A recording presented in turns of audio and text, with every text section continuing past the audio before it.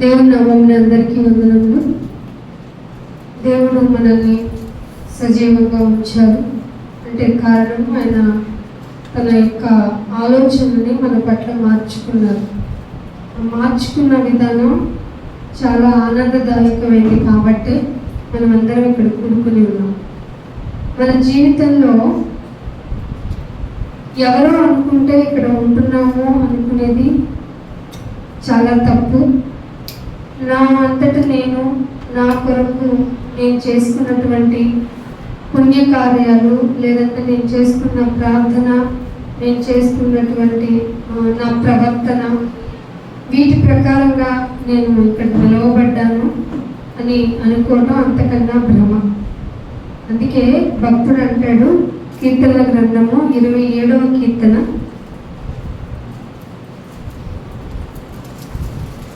27వ కీర్తన 11వ వచనం చదువుతుంది. ఏం చేయమంటున్నాడు? ఆయన మార్గం ఏంటో బోధపడేలాగా చేయమంటున్నాడు. ఇలాంటి ప్రార్థన మీ జీవితాల్లో ఉందా?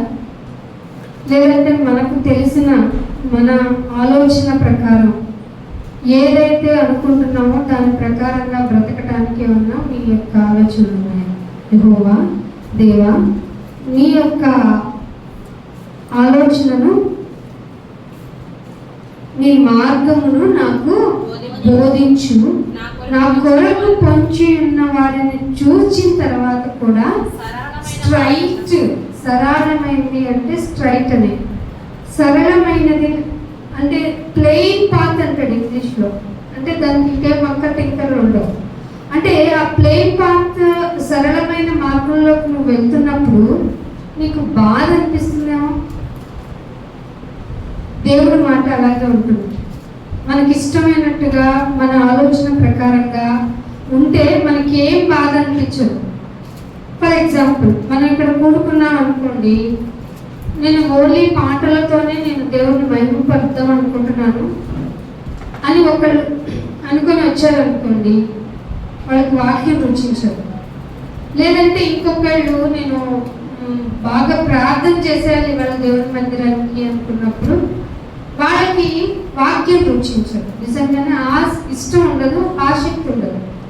కానీ దేవుడు ఏం చెప్తాడో ఈరోజు నాకు, నేను నేర్చుకున్న భక్తి ఆయనకి కరెక్ట్గా ఉందో లేదో, నేను చేస్తున్న ప్రార్థన కరెక్టో కాదో. అవును, ధనవంతుడు ప్రార్థన చేశాడు, లాజరు ప్రార్థన చేశాడు. ఎంతోమంది ప్రార్థనలు ఆయన వినకుండా మేఘాలనే అడ్డు పెట్టుకున్నాడట. నేను విన్నాను అని కూడా చెప్పాడు. మీరు కనుక నేను చెప్పినట్టు కనుక మారకపోతే 1 డే మీరు వచ్చి మీరు బాధపడుతూ నాకు ఆఫరింగ్ చేస్తారు, అప్పుడు నేను వినను అని ఆయన చెప్పారు. సో వినడం చాలా ముఖ్యం. ఎవరి మాట వినటం, ఆయన వే ఆఫ్ ప్రీచింగ్ అనేది వినటం చాలా అవసరం. లేకపోతే మన ఇష్టమైన భక్తి మనల్ని తీసుకెళ్ళి మనల్ని ఎక్కడ పెట్టాలో అక్కడ ఖచ్చితంగా పెట్టేస్తుంది. అదేంటి, ఏ విధంగా చేసినా భక్తే కదా. సరే, ఐ డ్రాప్స్ తీసుకెళ్ళి నాజిల్స్లో వేస్తామా? Nozzle drops ఇచ్చేస్తామా? అంటే ముక్కులో వేసుకున్న డ్రాప్స్ని ఐలో వేసుకుంటామా? ఇలా వేయటం వల్లే ఒక తల్లి తన బిడ్డలు కళ్ళు పోగొట్టింది. మన ఈ మధ్య న్యూస్లో వచ్చింది.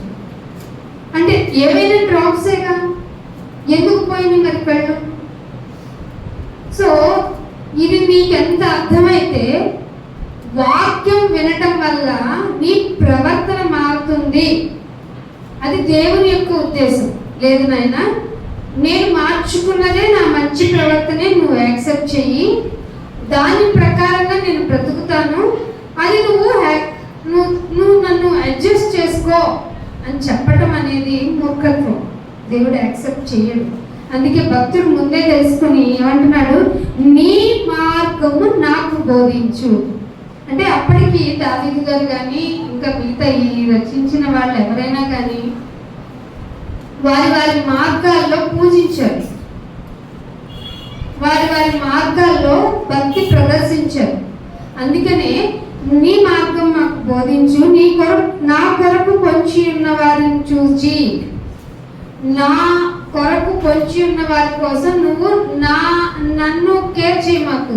సరళమైన మార్గం ఏదో, స్ట్రైటనింగ్ పాత్ ఏదో, అంటే ఏ పద్ధతి అయితే నీకు అనుకూలమో. ఇది దీనిలో ఒక 1 అవర్ పైన మెసేజ్ ఉంది ఈ ఒక్క లైన్కి.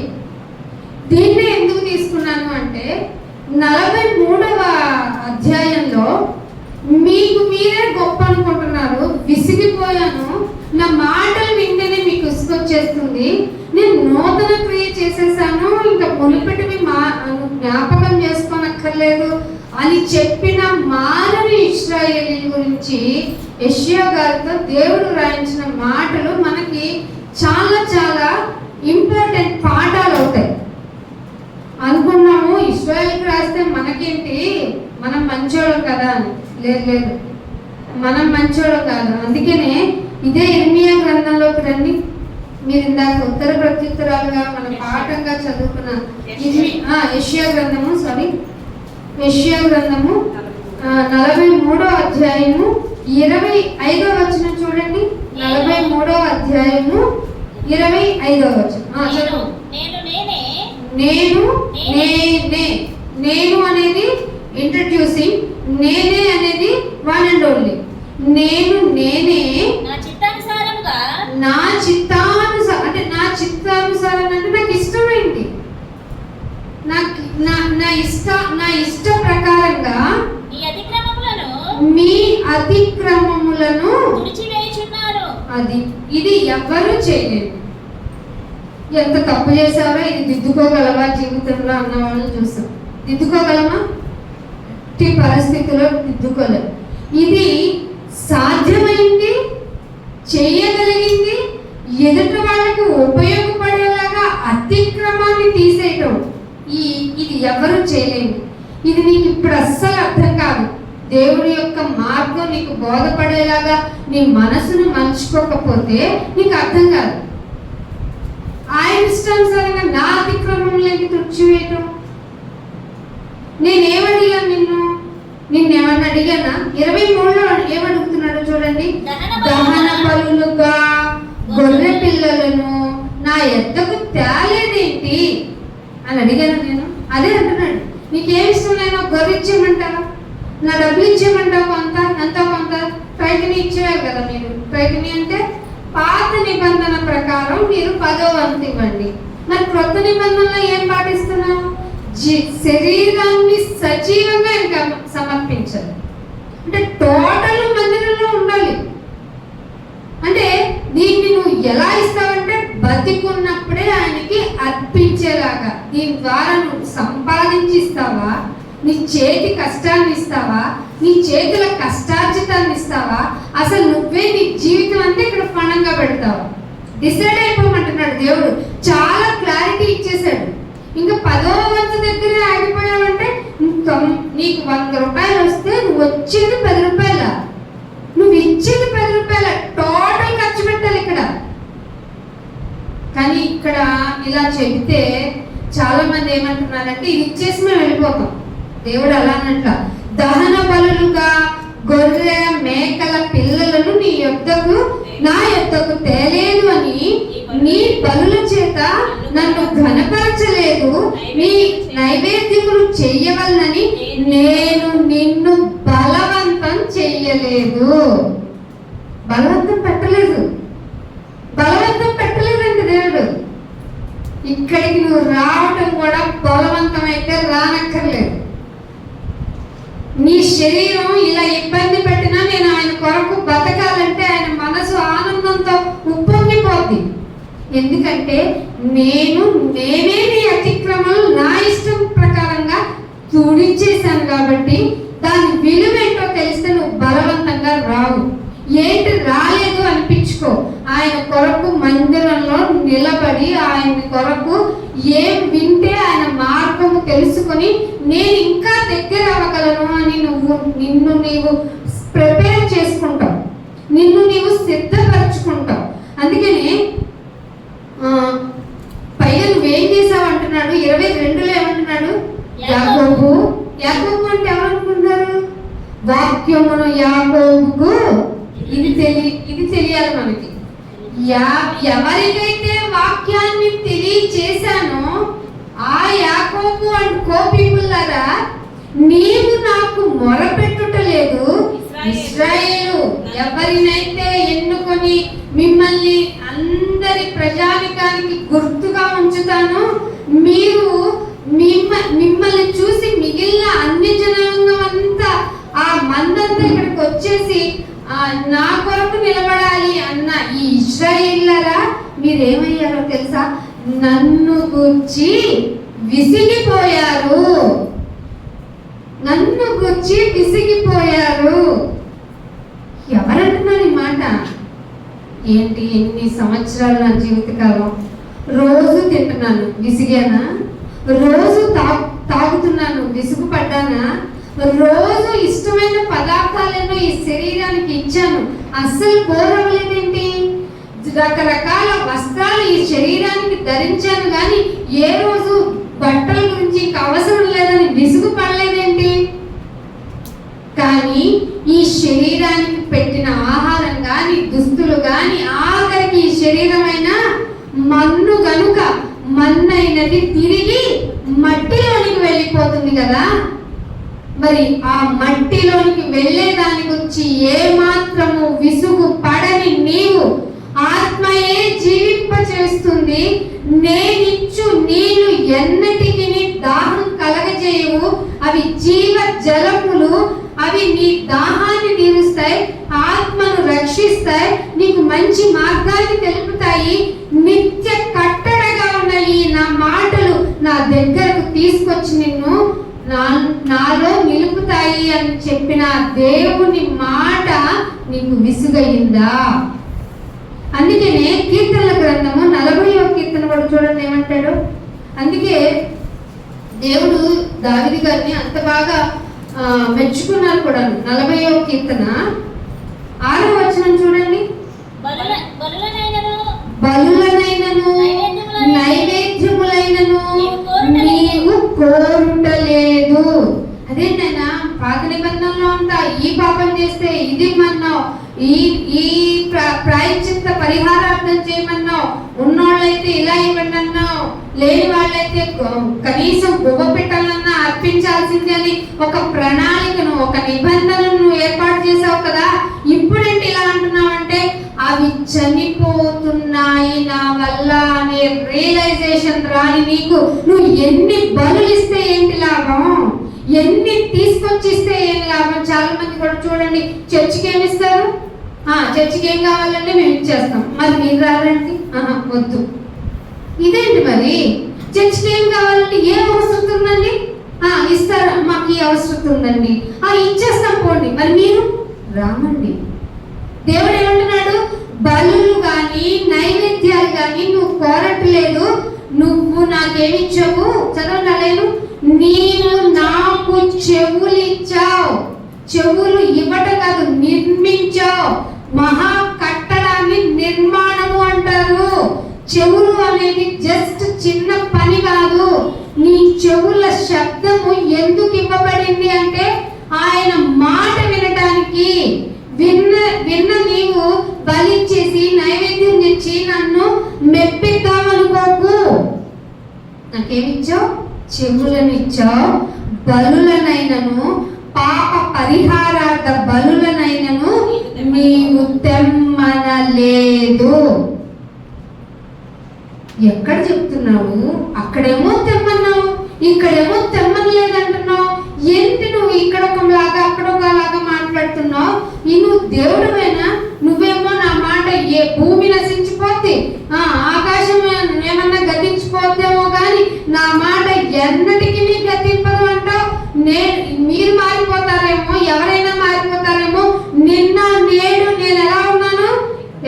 ఒకేలాగా ఏకరీతిగా ఉన్నాను కదా అన్న దేవుడు అక్కడేమో బలులు తెమ్మన్నాడు, ఇక్కడేమో తెమ్మనలేదు అని చెప్తున్నాడు. బలులు తెమ్మంది ఇశ్రాయేలీనే, నైవేద్యము అర్పించమంది ఇశ్రాయేలీనే.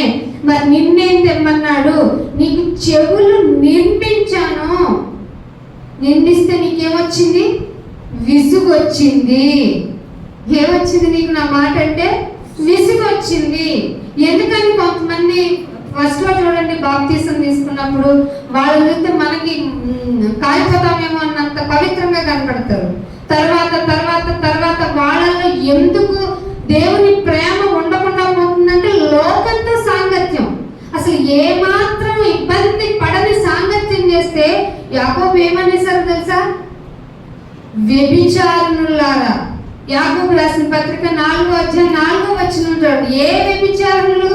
ఈ లోకం చూపించిన వ్యభిచారం గురించి కాదు, లోకంతో సాంగత్యం, నాతో గొడవ. అర్థమైందా? లోకంతో నువ్వు గనక స్నేహించావు అంటే, లోకం ఎలా నడుచుకుంటుందో అలాగే నువ్వు నడుచుకున్నావంటే ఇక నువ్వు నాతో గొడవ పెట్టుకున్నట్టే. దేవునితో గొడవ పెట్టుకుంటే నువ్వెవరో తెలుసా? వ్యభిచారివి.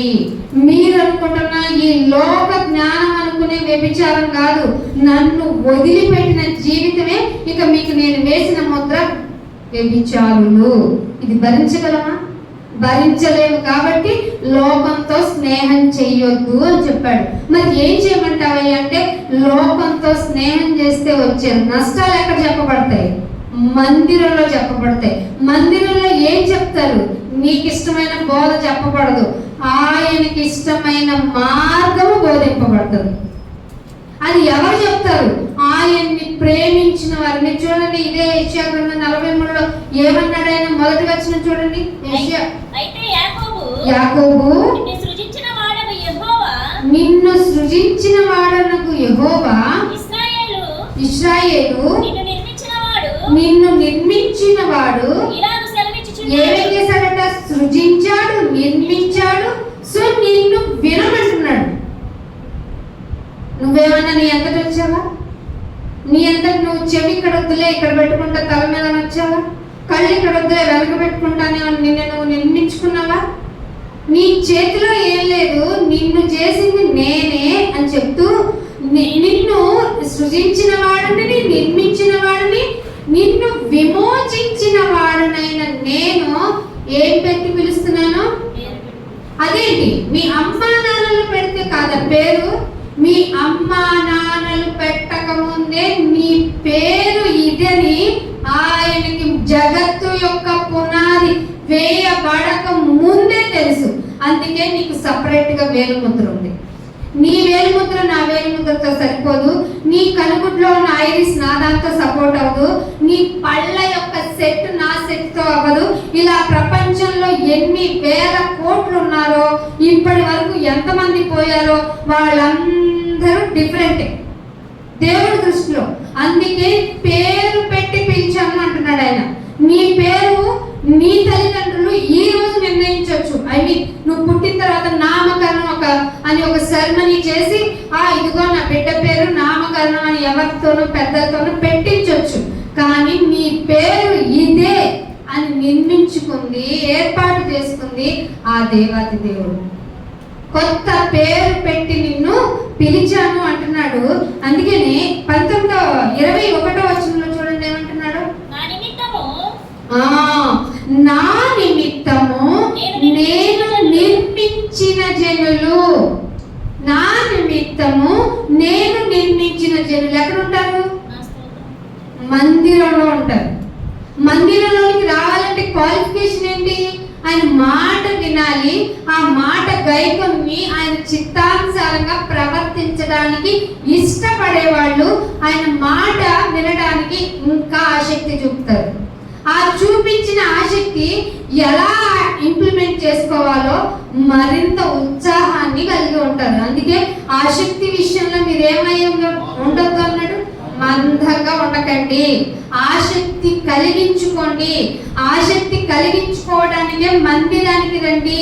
ఎందుకంటే ఒకళ్ళు బాధలో ఉంటారు, ఒకళ్ళు సంతోషంలో ఉంటారు, ఒకళ్ళు దుఃఖంలో ఎంతో కాలం నుంచి ఉంటారు, ఒకళ్ళు ఎంతో కాలం సంతోషంలో ఉంటారు.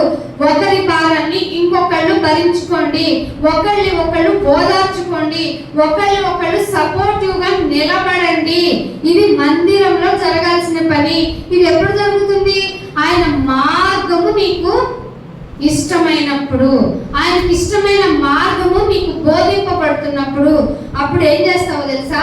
నా నిమిత్తము నిర్మించబడిన జనులు స్తోత్రాన్ని పలకరు, ప్రచురము చేస్తారు. వాక్యం అర్థమవుతుందా మీకు? పాటలు పాడే వాళ్ళందరినీ దేవుడు ఎక్కడికి తీసుకెళ్తారు తెలుసా?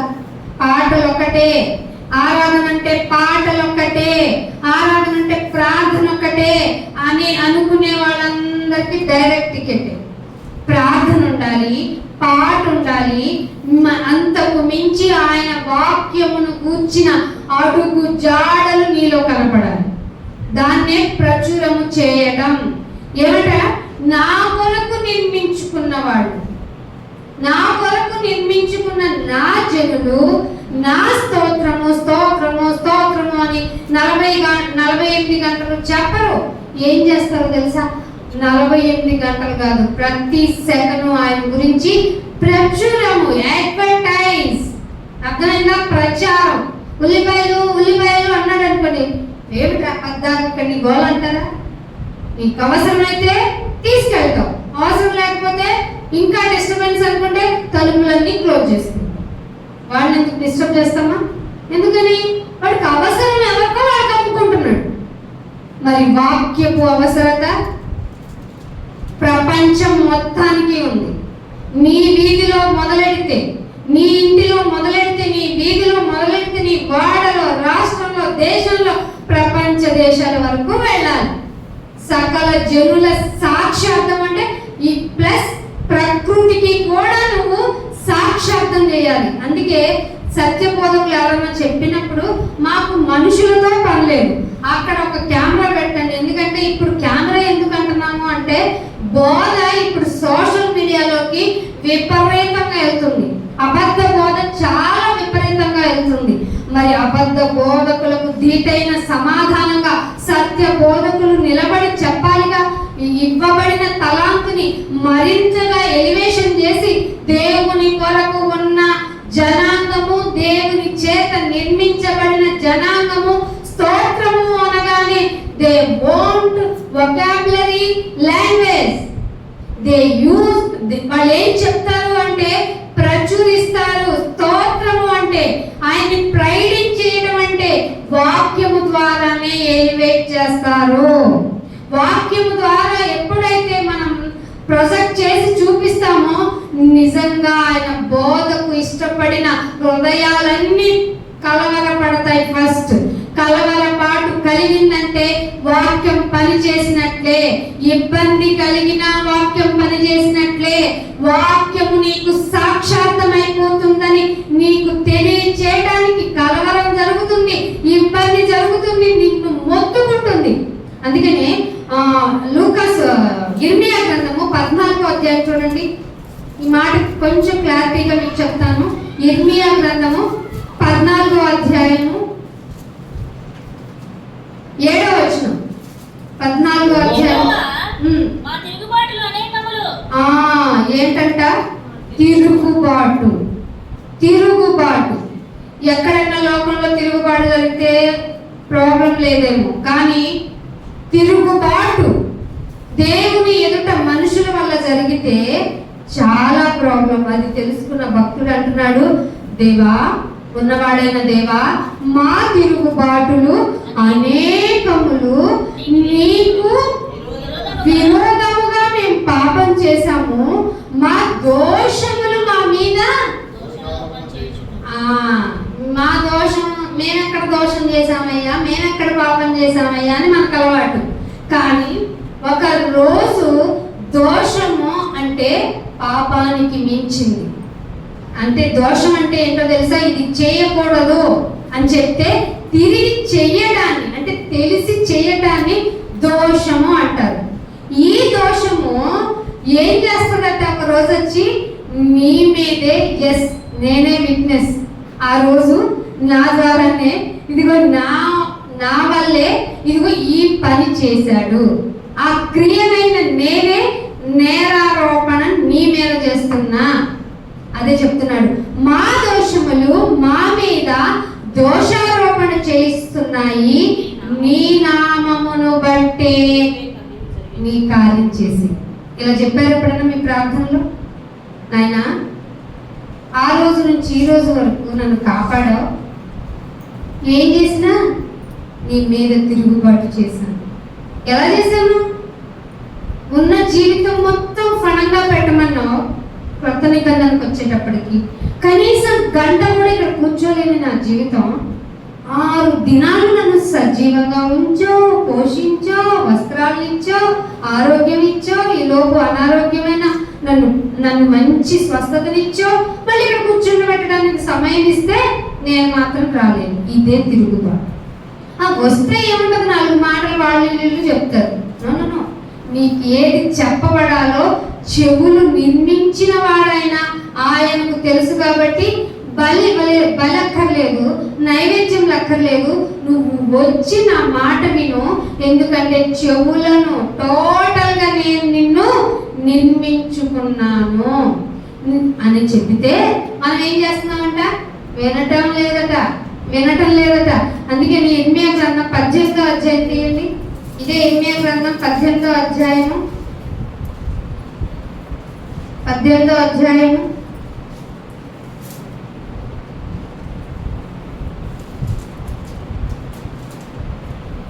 వచనం.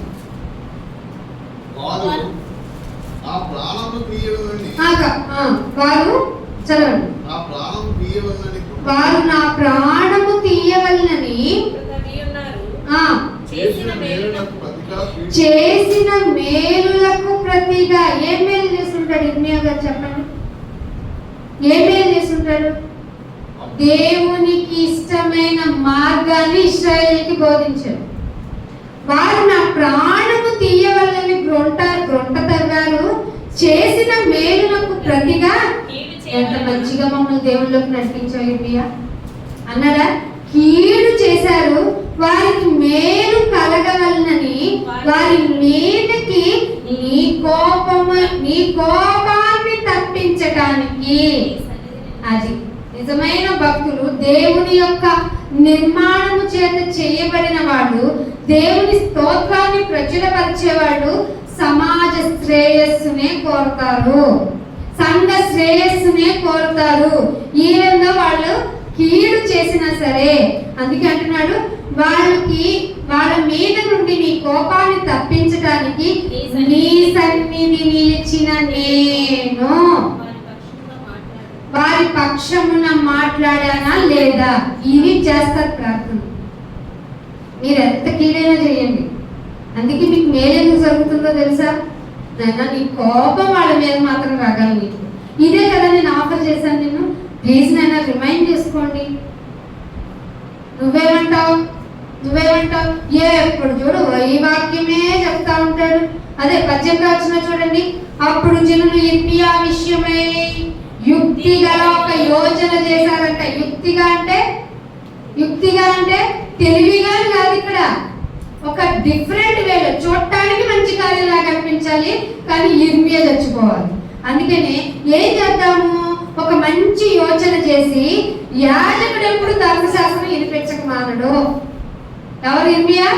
వీళ్ళు చెబితే వాక్యము ఇక్కడికి వస్తే మీకు భజనలు ఉండవు, పరిగెత్తించటాలు ఉండవు, నుంచోబెట్టడాలు ఉండవు, కూర్చోబెట్టడాలు ఉండవు. ధర్మశాస్త్రాన్ని చెప్పక తప్పదని చెప్తారు. చెప్పాలి. అందుకే యాజకుడు ధర్మశాస్త్రం వినిపించక మానడు, జ్ఞాని యోచన లేకుండా ఉండడు, ప్రవక్త వాక్యం చెప్పక మానడు. వాని మాటల్లో దేనిని వినకుండా. ఎవరి మాటలవి? ఇర్మియా మాటలు. ఎవరి మాటలు? దేవుని మాటలు. వీళ్ళనుకున్నారు యుక్తిగా వాడి మాటల్లో దేన్ని వినకుండా ఆ మాటలతోనే వాడిని చంపి కొట్టేద్దాం రండి అని చెప్పుకుంటున్నారంట. ఇది ఎవరి చెవులు పడిందంట? ఇర్మియా గారి చెవులు పడిందంట. ఈ ప్రవక్త ఎప్పుడు చెప్పకుండా ఉన్నాడు, ధర్మశాస్త్రం యాజకుడు చెప్పకుండా ఉన్నాడు. ఈ చెప్పిన మాటను బట్టి ఇతన్నే ఏం చేశాను? తిరుగుబాటు అంటే మీకు చెప్తున్నాను. ఫర్ ఎగ్జాంపుల్ ఎలా చేస్తారు అని. తిరుగుబాటు చేయడం మానటం లేదు. మీ అతిక్రమాలు నా అంతట నేను తుడిచి వేస్తే బలక్కర్లేదు, నైవేద్యం అక్కర్లేదు. నా గురించి మీరు బోధన నేర్చుకోండి, నాకు ఇష్టమైనట్టు బ్రతకండి అంటే మారుతున్నారా? మారటం లేదు. అందుకనే 18వ వచనం చూడండి, 43వ అధ్యాయము యెషయా గ్రంథము 43వ అధ్యాయము. మునుపటి వాటిని జ్ఞాపకము చేసుకోకండిగా. ఏం తలంచుకోవద్దు అంటున్నాడండి? పూర్వకాలంలో ఎలా ఉంది, మేము లోకంలో ఉన్నప్పుడు ఎంత బాగుంది మా జీవితం. ఆడితే హాయిగా ఆడుకునేవాళ్ళం, ఇష్టమైంది తినేవాళ్ళం, కుదిరితే సినిమా హాల్కి వెళ్ళేవాళ్ళం, లేదంటే కూర్చొని పోసుకొని ముసలమ్మ కబర్లు చెప్పుకుంటూ ఆనందంగా గడిపాం. ఎట్లా రోజు అయిందో తెలియనే లేదు. కానీ మందిరానికి వచ్చిన దగ్గర నుంచి బోధ వినమంటున్నారు, బోధ ప్రకారం నడుచుకోమంటున్నారు, బోధను గైకొనమంటున్నారు. అది మిమ్మల్ని దేవుడి దగ్గరికి తీసుకెళ్తుంది అని చెబితే మీకేమొచ్చింది? విసుగు వచ్చింది. అదే 43లో అంటున్నాడు కదా, 22లో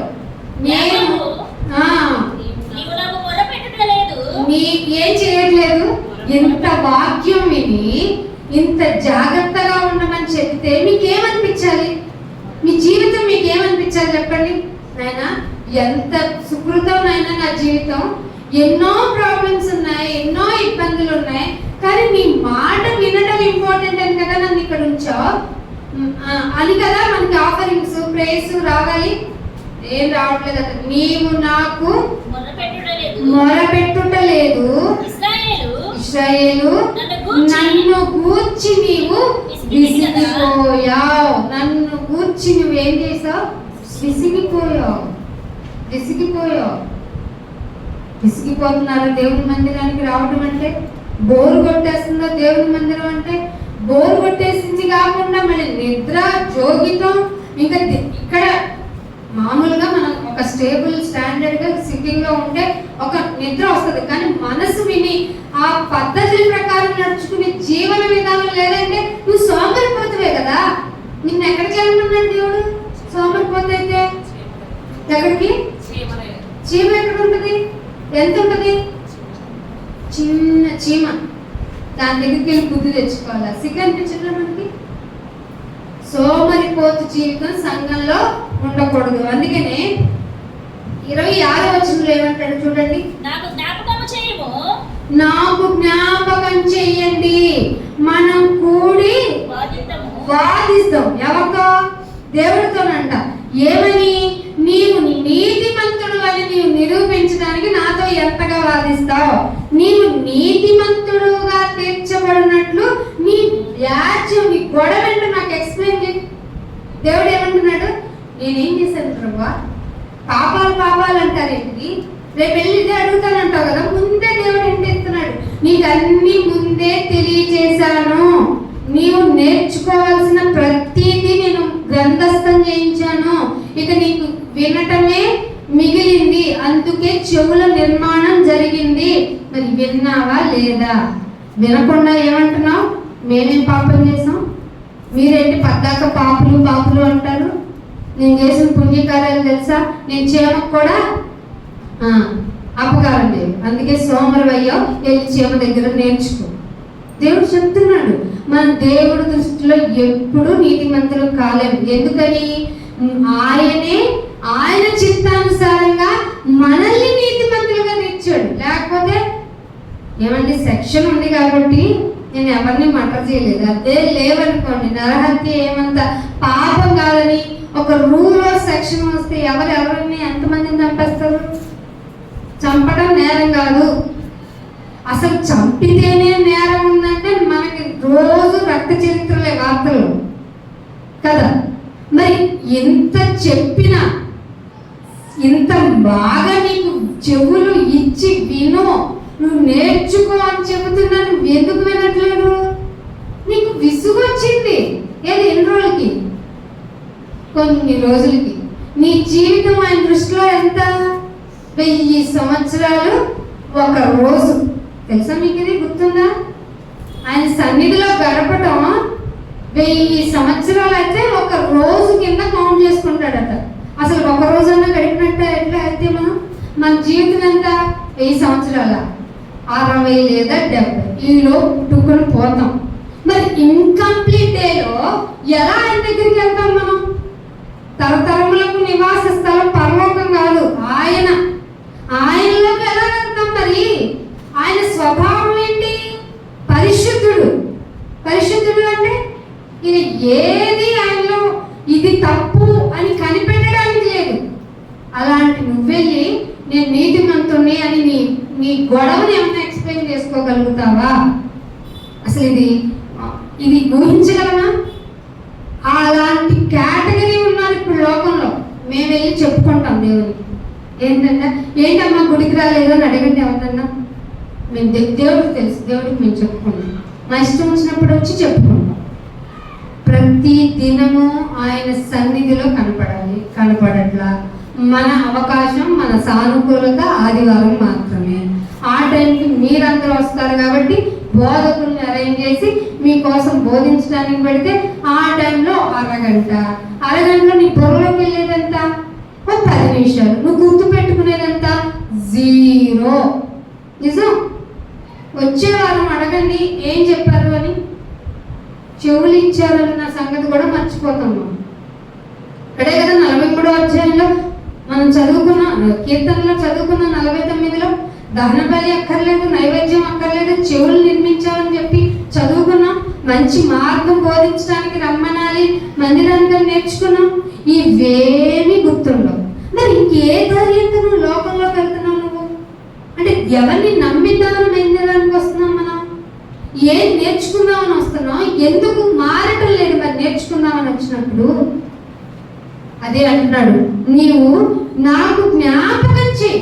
నీది ఒక్కటన్నా ఏదన్నా నీతిమంతుడివి నీతిమంతురాలివి అని చెప్పేది నైనా నీ సంఘంలో నా పనికి ఇదిగో నా ముద్ర ఇది, నీ పని కోసం నేను చేసిన కష్టం ఇది, ఇదిగో నీ యొక్క జనాంగాన్ని పోగు చేసే పనిలో ఏర్పాటు చేయమన్నావు కదా. ఆ ఏర్పాటు చేయి. ఎన్ని దిక్కులు ఉన్నాయో అన్ని దిక్కుల నుంచి ఏర్పాటు చేయమన్నావు కదా. ఆ ఏర్పాటు చేయటానికి నేను నా వంతు పని ఇది అని నీ ముద్ర ఏది? నీ కష్టం ఏది? నీ కష్టమంతా తినేసి ఈ శరీరాన్ని పెట్టేసి దీన్ని ఇంకా లావు చేసుకొని మళ్ళీ బాధలు రోగాలు దీనికే పెట్టి ఈ రోగాల్ని బాగు చేసుకోవడానికి మళ్ళీ డబ్బులు ఖర్చు పెట్టుకొని డబ్బులంతా ఈ శరీరానికి పెట్టుకున్న నీవు నాకు ఒకసారి జ్ఞాపకం చేయి. నీ నీతి క్రియ ఏంటో, నీ వ్యాజ్యం తీసుకురా నా ఎదుటికి చెప్పు, తేల్చుకో. నువ్వు నీతిమంతులుగా తీర్చబడటానికి నా దగ్గర ఎక్స్ప్లెనేషన్ చెయ్యి. చెప్పగలమా? ఒక్కటి చెప్పండి. అందుకే ఆయన ముందే చెప్పేశాడు, నేనే నీ అతిక్రమాలన్నిటినీ తుడిచి వేసేసాను నాకు ఇష్టమైనట్టుగా. నిన్ను ఇలా చేసేవాళ్ళు ఎవరు ఉంటే చెప్పుకొని. అదే అంటున్నాడు కింద, నీ మూలపితరుడు కూడా పాపం చేశాడే. నీ మూలపితరుడు పాపం చేసిన వాడే, మధ్యలో వచ్చిన మధ్యవర్తులు నా మీద తిరుగుబాటు చేసిన వారే కదా. అందుకే ఇందాక తిరుగుబాటు 8వ గ్రంథంలో ఎలా చేశారు? ఒక భక్తుడు బోధిస్తుంటే ఏం చేశారు? గుంట తవ్వి చెప్పేద్దాం అనుకున్నారు. ఎందుకు? ధర్మశాస్త్రం బోధించక మానడు, బోధకుడైతే బోధ చెప్పక మానడు. ఇతనితో మనకి తలనొప్పే, తీసి గొయ్యిలో పెట్టేద్దాం. ఎవరిని చేస్తున్నారు మీరు? బోధించకుండా ఎవరిని కంట్రోల్ చేద్దాం అనుకుంటున్నారు? అందుకే అంటున్నాడు, నీ మూలపితరుడు పాపం చేసిన వాడే, నీ మధ్యవర్తులు నా మీద తిరుగుబాటు చేసిన వాడే. కావున అయితే ఇక వినండి, కావున నేను ప్రతిష్ఠితులకు నీ ప్రధానులను, నువ్వు ప్రతిష్ఠించుకున్నావే నా హెడ్ ఇతను ఫాలో అయిపోతా, ఇతను చెప్పినట్టు నడుచుకుంటా. మూర్ఖంగా మనిషిని ఫాలో అయిపోవటం ఏంటండి? మనిషి ఎప్పుడైనా పరలోకానికి తీసుకెళ్తాడా? మనిషి రూపేణ ఉన్న ఎవరు మనుషులే అంటే మానవుడే, అంటే మధ్యమైపోయేవాడే, అంటే చచ్చేవాడే, మట్టిలో కలిసిపోయేవాడే. నువ్వేమనుకున్నా అంటే వాళ్ళు స్టాండర్డ్ నాయకులు, వాళ్ళు స్టాండర్డ్ ప్రతిష్ఠింపబడ్డారు. సంఘాల్లో కూడా ఈ గోల్ ఏంటి? ఒక మనిషిని చూసి ఫాలో అవడం ఏంటి? పౌలన్నా అన్నాడు, నేను క్రీస్తును పోలి నడుచుకుంటున్న ప్రకారం మీరు నన్ను పోలి నడుచుకున్న. అంత డే స్టేట్మెంట్ ఎవరిని ఇవ్వగలరా? అంతే ఉంచుకుంటారని చెప్తారు సంఘంలో ఎవరైనా? అలా లేరు కదా. ఇప్పుడు ఆ అబద్ధ బోధలు బాగా డామినేట్ చేస్తున్నప్పుడు, సత్యబోధ మెల్లగా వినపడుతున్నప్పుడు నువ్వు ఎవరిని ఫాలో అవుతావు? నోబడి. వాక్యాన్ని మాత్రమే ఫాలో అవ్వాలి. అదే మేము నేర్చుకున్నాం. వాక్యం మనతో మాట్లాడాలి. వాక్యం మనతో మాట్లాడితే ఈ ప్రవర్తన ఇలాంటిదా, వ్యక్తిని చూసి మనం ఫాలో అవ్వకూడదు. మనిషిని మనం అస్సలు లక్ష్య పెట్టకూడదు. చాలా మంది గొర్రెల యందు మనుషుల యందు అతిశయపడుతున్నారు. నేనైతే నా అతిశయం అంతా దేవుడే. ఎవరు పెట్టారు నీకు ఫుడ్? నువ్వు ప్రతిష్ఠించుకున్న నాయకుడు పెట్టాడా? నువ్వు చేతులారా కష్టపడితే నీ 4 ఏళ్ళు నోట్లోకి వెళ్తున్నాయి. నువ్వెవరు? ప్రతిష్ఠించుకున్న నాయకుడిని. అందుకే అంటున్నాడు, నీవు ప్రతిష్ఠించుకున్న ప్రధానులను ప్రతిష్ఠితులను అపవిత్రపరిచి తిని. యాకోబు విన్నావా? శపించి తిని. ఇశ్రాయేలు నిన్ను తిట్టేలాగా చేశాడు, దూషణ పాలు చేశాను నిన్ను. ఎందుకంటే నువ్వు తిరుగుబాటు చేశావు, విసిగిపోయావు. నేనంటే నా గురించి ఆలోచన లేదు. ఎందుకు నువ్వు నైవేద్యం తెస్తున్నావు? ఎందుకు నాకు బలులు ఇస్తున్నావు? మేక పిల్లలు తెస్తావు, నువ్వు రావు. ఏమిస్తావు? చంద గల్లును మోగిస్తావు, మధ్యలో వెళ్ళిపోతావు. పాట ఇవ్వకపోతే అలిగి వెళ్ళిపోతావు, ప్రార్థన ఇవ్వకపోతే అలిగి వెళ్ళిపోతావు. కొన్ని రోజులు కొన్ని వారాలు దేవుని సన్నిధిలో కనపడవు, దేరుగా ఎప్పుడో ఒకప్పుడు వచ్చి కూర్చుంటావు. ఏం చేయాలి నిన్ను? ఇప్పుడు ఏమీ అన్నారు పాస్టర్ గారైనా బోధించేవాళ్ళైనా, రానన్నా. ఇందాక 23 ఇర్మియా గ్రంథంలో ఆయన అదే కదా చెప్పాడు. దేవా, వీళ్ళు నన్ను చంపేద్దాం అనుకున్నారు, కానీ వాళ్ళ మీద నీ కోపం రాకుండా వాళ్ళకి మేలు కలిగేలాగా చేయమని నేను చేసిన ఆఫరింగ్ ఉంది కదా, అది ఒక్కసారి రిమైండ్ చేసుకో. బోధకులైన వాళ్ళు, సంఘ కాపరులైన వాళ్ళు ఇదే ప్రార్థన చేస్తున్నారు. అందుకే ఇంకా నీకు మేలు జరుగుతోంది. ఆయన కోపాన్ని అడ్డు పెట్టిన ప్రార్థనలు ఉన్నాయి నీకు. అందుకే హ్యాపీగా తిరిగేస్తున్నావు. నువ్వు అనుకుంటున్నావు నేను ఎన్ని రోజులైనా హ్యాపీగా బ్రతుకుతా. రాసేయండి మీరు, రాసేయండి ఇన్ని సంవత్సరాలు నేను బ్రతకగలనని. బైబిల్ ఒకవేళ నువ్వు మూర్ఖంగా రాసిస్తే బైబిల్ ఏముందో తెలుసా? రేపేమి సంభవించునో కుక్క కన్నా తెలుస్తుంది కానీ నరుకు తెలియదండి. అందుకే కుక్క ఏదైనా ప్రమాదం జరిగితే ముందే మొరుగుతుంది. అర్థమవుతుందా? మీరు పశువుల ప్రవర్తనను జాగ్రత్తగా చూసుకోండి హింట్ ఇచ్చాడు తెలుసా దేవుడు. అలా చెప్పిన దేవుడు రేపేమి సంభవిస్తుందో నీకు తెలియదు. తెలియని నీకు ఇంత ఆర్భాటమా? తెలియని నీకు నీ శరీరం గురించి ఉప్పొంగటమా? తెలియని నీకు ఏంటి నీకు పొగరు? ఒక్క రోజులో నిన్ను మట్టి పెట్టగలరు. ఎప్పుడన్నా ఏదో చిన్న జలుబు వచ్చిందని మందేసుకున్నా ఏదో అవుతుంది. సడన్ గా ఏంటి జలుబు తగ్గట్లేదని వెళ్ళండి. అసలు కరోనా సీజన్ ఇప్పుడు తెలుసా? మన కృష్ణాలో కరోనా ఉందని ఒక్కళ్ళు శానిటైజర్ లేదు, ఒక్కళ్ళు మాస్క్ లేదు. ఎందుకని? ఏం చేస్తుంది నిర్లక్ష్యం. మాస్కులు వేసుకుంటున్నాం మేము ఎన్ని సంవత్సరాలు తెలుసా? 2019 నుంచి మమ్మల్ని ఇప్పటికే ఇప్పుడు ఎక్స్ప్రెస్ చేస్తుంది కదా, ఇన్ని కేసులు వచ్చినాయి అంట, 16 కేసులు అంటే అవును మేడం ఎప్పటి నుంచి వేసుకుంటాం.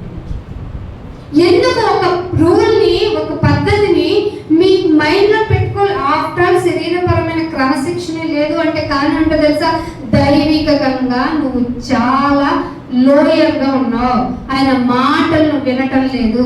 అందుకే నీకు ఎవరెవరు పెద్దలు అనుకుంటున్నావు, ఎవరెవరు నేను ప్రతిష్ఠించబడిన వాళ్ళు అనుకున్నావు, ఎవరెవరు నాయకులు అనుకుంటున్నావు, వాళ్ళందరినీ దోషణ పాలు చేసేస్తావు. నరులను నమ్ముకుంటావు, నరులను నమ్ముకోవద్దు. అందుకే అంటున్నాడు కింద, కావున నీ మూల పితరుడు అలాగే చేశాడు. కాబట్టి నేనేం చెప్తున్నానంటే రండి. ఎందుకంటే నువ్వు ఎవరిని జ్ఞాపకం చేసుకోవాలని ఇవన్నీ చేశానంటే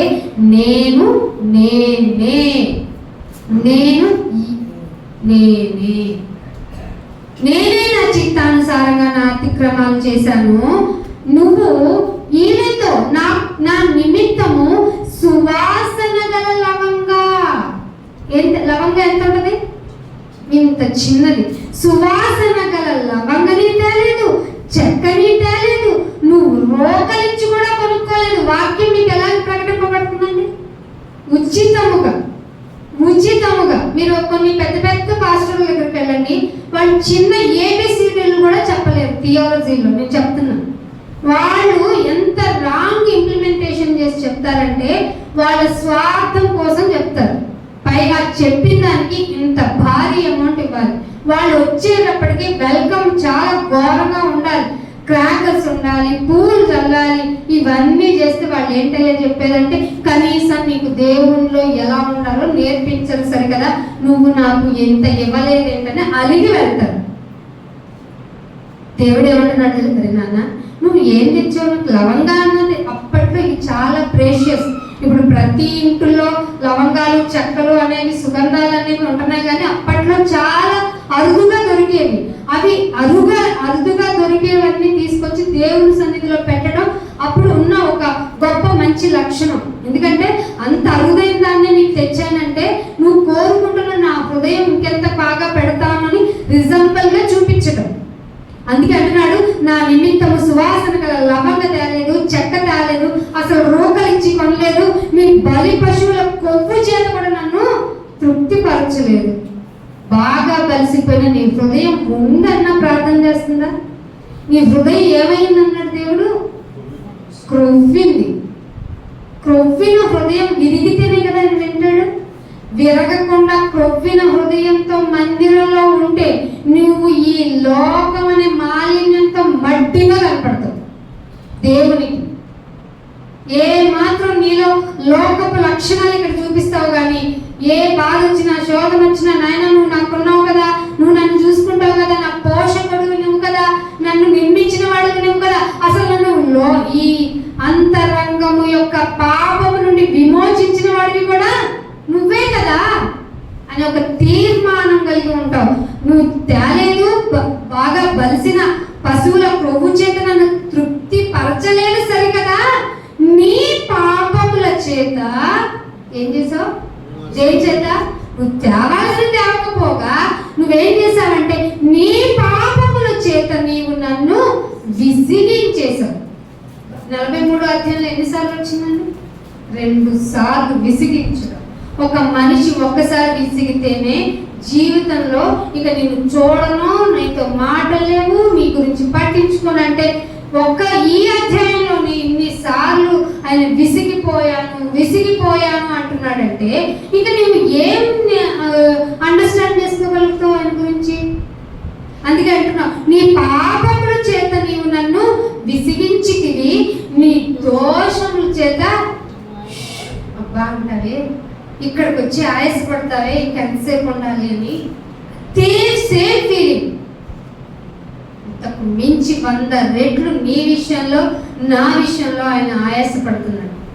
తొందరగా వెళ్ళిపోవాలి. ఏం చేస్తావు? లోకంలోకి వెళ్ళి ఆయన మందిరమైన ఆశ్రయపురంలో దాక్కోవడం బెటర్. ఎందుకంటే చూడండి, లూకాసు వార్త 21వ అధ్యాయము, లూకాసు వార్త 21వ అధ్యాయం తీయండి,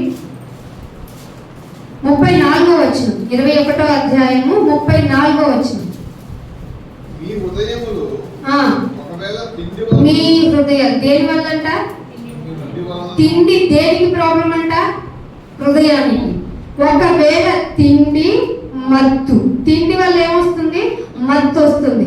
ఈ రెండు కలిసి దేనికి ప్రాబ్లమేటిక్ అవుతాయి? హృదయానికి. హృదయము ఒకవేళ తిండి వలన, మత్తు వలనను ఐకిక విచారం, వాళ్ళకుంది నాకు లేదు, వాళ్ళు కట్టుకున్నారు నేను కట్టుకోలేదు, వాళ్ళు మంచి చీర కట్టుకున్నారు నేను కట్టుకోలేదు, వాళ్ళు నగలు పెట్టుకున్నారు నేను పెట్టుకోలేదు, ఇవన్నీ క్రైస్తవులకు ఉండొచ్చు అంటారా? ఉండొచ్చు అంటారా? మీ హృదయం మీ మీద దోషారోపణ చేయకపోతే ఓకే చెప్పేసుకోండి. ఏదున్నా లేకపోయినా, అసలు రక్షించినా రక్షింపకపోయినా మా దేవుడు దేవుడే అన్నారా లేదా?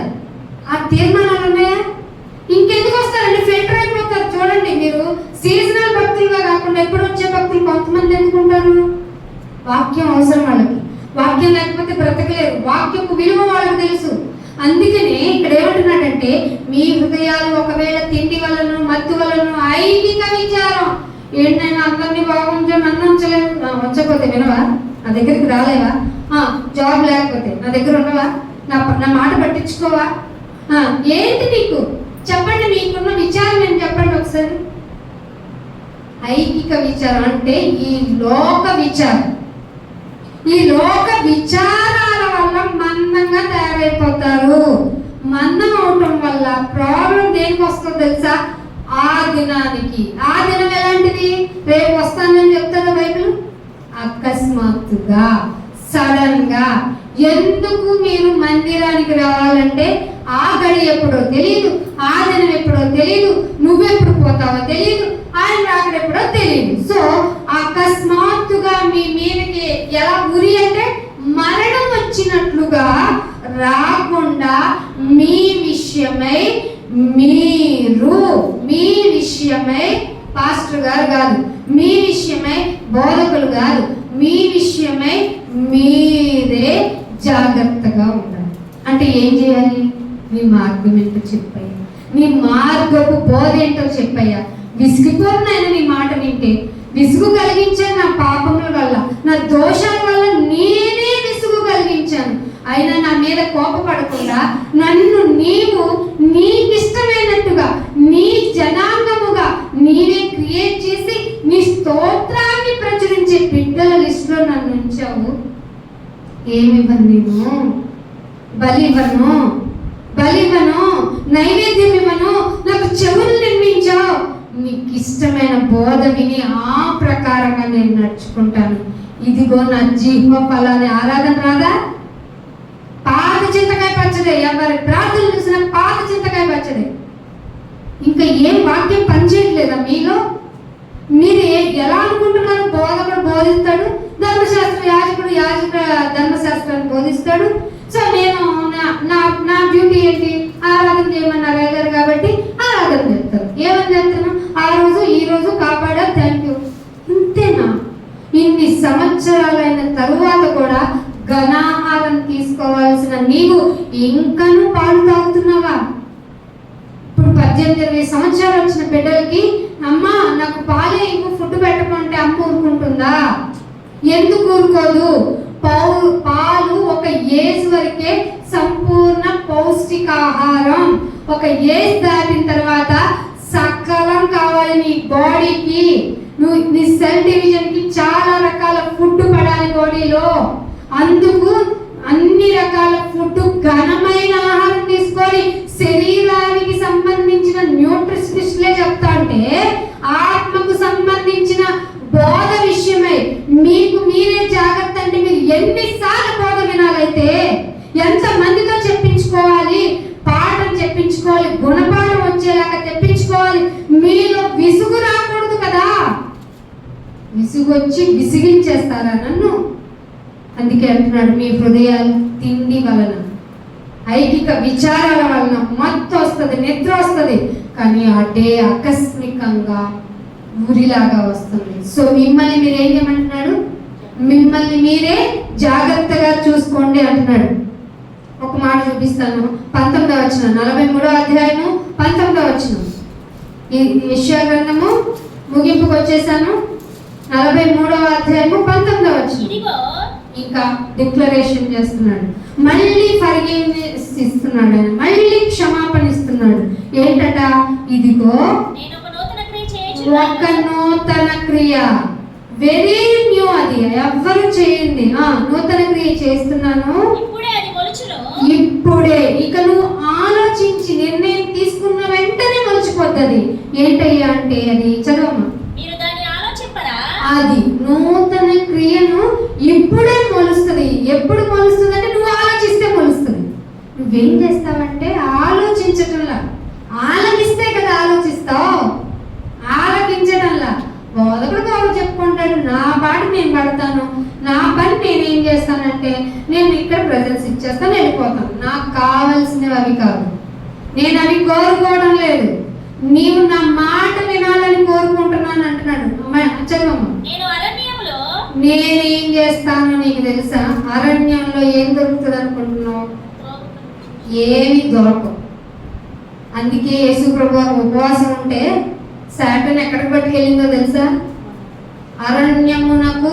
చదవండి 4:4 మత్తయి, ఆ మాట చదవండి. మత్తయి సువార్త 4వ అధ్యాయము 4వ వచనం చదవండి. అందుకైన మనుష్యుడు బిఫోర్ వచనం చదవమ్మా. ఆ శోధకుడు ఆయన వద్దకే వచ్చి ఉపవాసం ఉంటే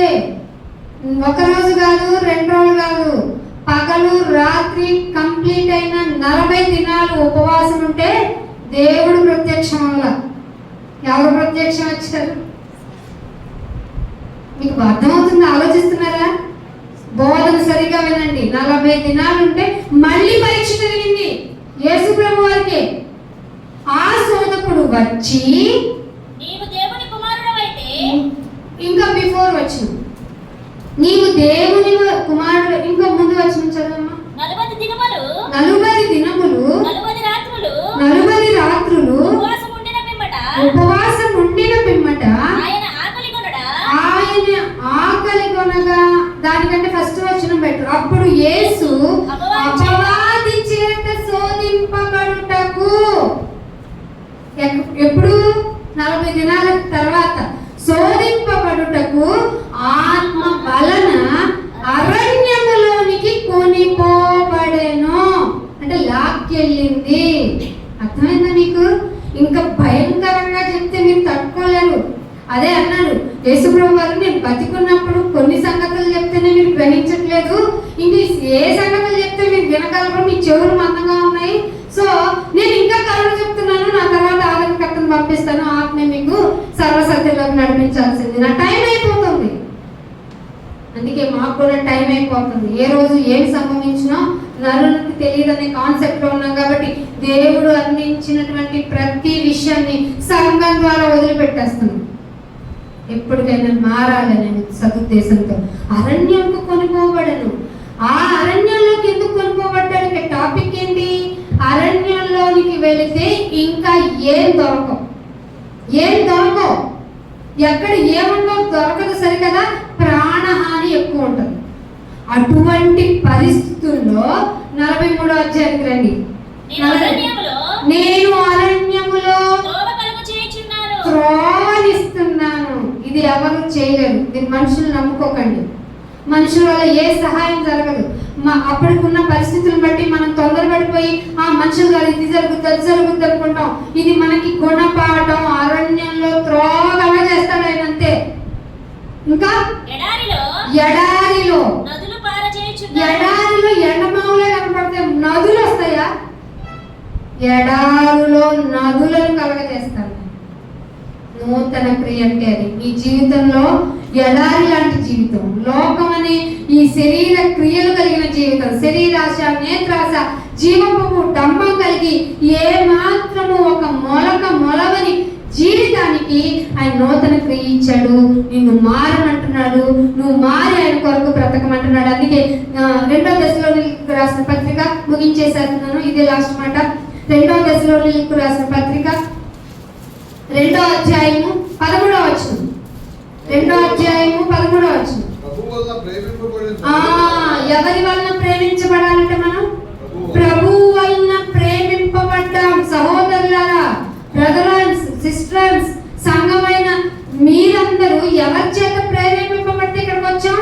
ప్రభువు వలన ప్రేరేపింపబడ్డాం. అయితే ఆత్మ మిమ్మల్ని పరిశుద్ధపరచాలి. అందుకు సంఘానికి ఎందుకు రావాలి? ఆత్మని శుద్ధి చేసుకోవడానికి రావాలి.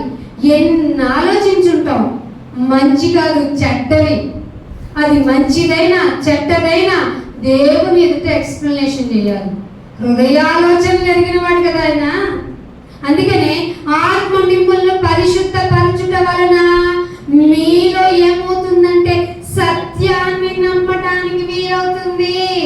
ఆత్మ పరిశుద్ధపరచబడితే సత్యం అనగా వాక్యం నమ్మటానికి మనసు వస్తుంది.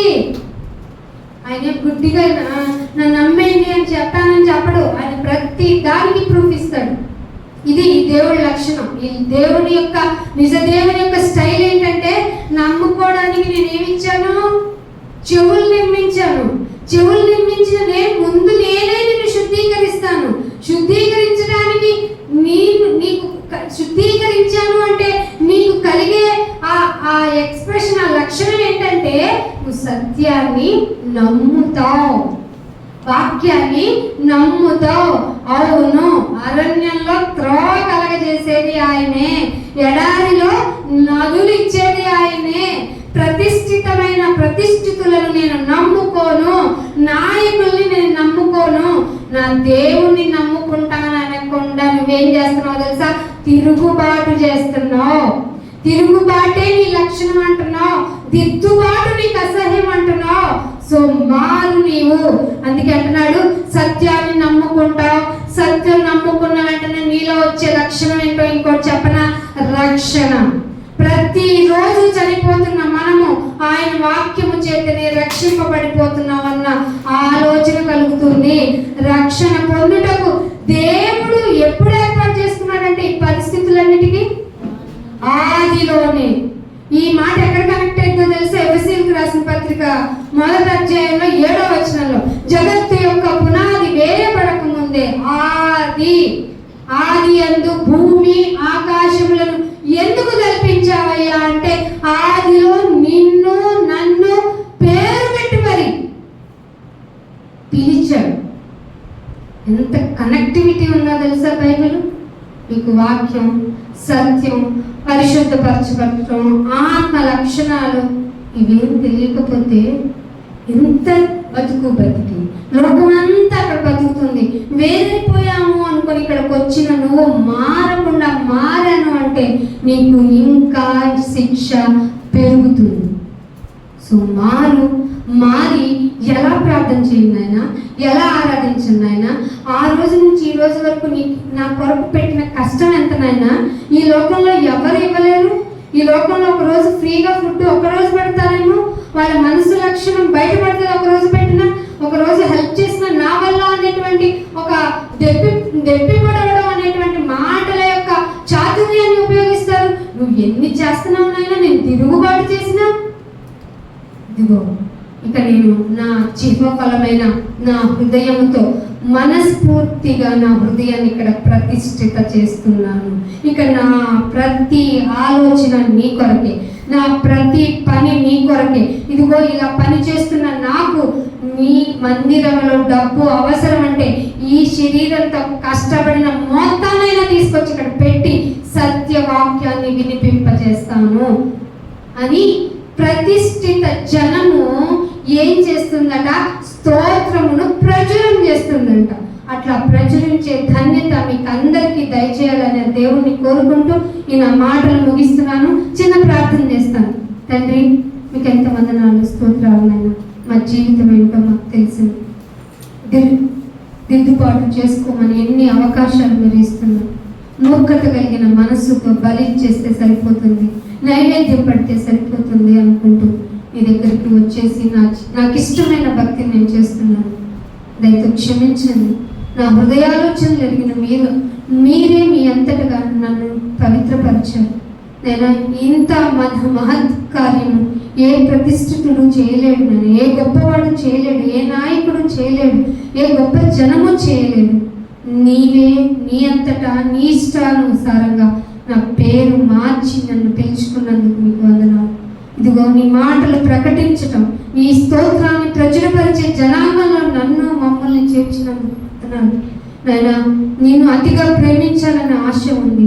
దాన్ని ఎలా చేయాలో అలా చేయకూడదు. నీ యొక్క రూల్స్ ప్రకారమే మేము ఆరాధించాలనేటువంటి గొప్ప ఆలోచన నేను తెలుసుకునే విధంగా యెషయా గ్రంథం ద్వారా మాతో మాట్లాడుతున్నారు. నాయన, మీరు నిర్మించారు, ఏర్పాటు చేసుకున్నారు. ఆ ఏర్పాటు జనమైన మేమునైనా నీకు ఇష్టమైన బిడ్డలుగా మేము ఉన్నట్టుకు మమ్మల్ని అందరినీ సిద్ధపరిచి సత్యాన్ని అందరికీ ప్రచురపరిచే బిడ్డలుగా మమ్మల్ని ఆయత్తపరచమని యేసుక్రీస్తు వారి పరిశుద్ధమైన నామమున ఈ ప్రార్థనను అడిగి వేడుకుంటున్నాం మా పరమ తండ్రి. అందరికీ వందనాలు. Thank you all of you. God bless.